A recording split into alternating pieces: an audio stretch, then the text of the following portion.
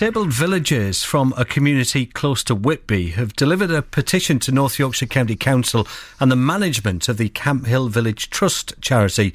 They want able-bodied volunteers in their village to be allowed to continue living alongside them. The co-workers have been told by the charity that runs Botton Village they've got to stop sharing accommodation.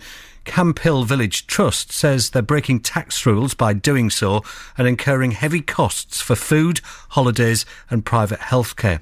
Let's go live now to Eddie Thornton, who's been part of the protest today. Hello, Eddie. Hello there. Hiya. Just explain, you're a co-worker then, are you? I'm a co-worker, yep. I'm a cheesemaker. I make cheese with the adults with the learning disabilities. I also live in one of the houses in a shared living environment, much like a family outside, really. And what do you think the petition can really achieve then? Well, these are people whose voices haven't been heard. They've been silenced at every turn, and they feel like nobody's been listening to them. I'm calling from the county hall in Northallerton at the moment, where they're sitting upstairs with the director of social care. So this petition's been very good to get them through the door. They've had a wonderful reception here, quite opposite actually when we went to the charity. What's the mood like then amongst the volunteers and the co-workers? Well, at the moment, they're very happy because they feel like they've been listened to. When we were in Malton at the CVT office, we got a very different reception. We gave them 24 hours notice that we would be there, and we had booked the cafe, the charity cafe, for everybody to have lunch. I got an email last night saying that they had closed the cafe because we were coming, and when we got there was nobody to meet us. Finally, the office manager stuck her arm out of the door and grabbed a petition from one of our residents. No sign of the CEO, no sign of the Director of Communications, and it was quite a stark contrast to here in Northallerton. So what can North Yorkshire County Council do about it?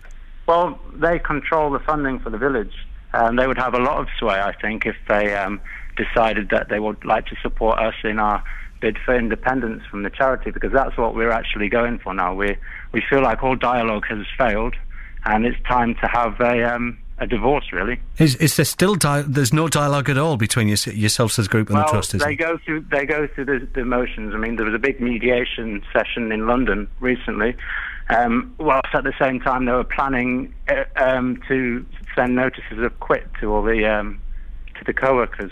And do you not accept Camp Hill Village Trust's argument, what they're saying in terms of, breaking tax rules and incurring heavy costs for food, holidays and private healthcare? Well, with the tax thing, you go to HMRC and ask a particular question, they'll give you the answer that you're after. There are plenty of Camp Hills that exist in the model that we would like to be in. In Scotland, there are several where they operate in exactly the same way. OK. All right, so what's your next move from here, Eddie? Well, we're raising funds for legal action, actually. We've got a big fight. CVT have got an army of lawyers. They've got an inexhaustible pot of cash. We've got passion and the truth. But we've got a website, actionforbottom.co.uk, where if your listeners are interested, they can get more of the story and maybe make a donation to help us to fight this. Eddie, thank you very much indeed. Just to let you know, we have contacted the Camp Hill Village Trust this afternoon. They've yet to respond to our request for an interview. If they do, of course we'll let you know. We'll free up some airtime, or if they send a statement over, we'll bring it as soon as we can. 27 minutes